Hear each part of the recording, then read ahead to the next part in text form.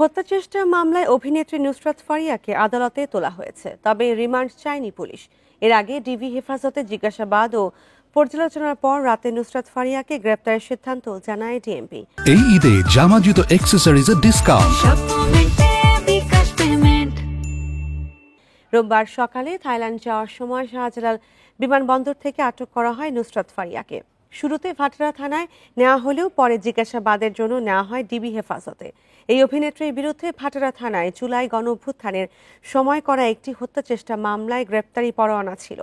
নুসরাত ফারিয়া 2015 সালে চলচ্চিত্রে অভিনয় শুরু করেন। এরপর থেকে তিনি বাংলাদেশ ও ভারতের কয়েকটি সিনেমায় কাজ করেছেন।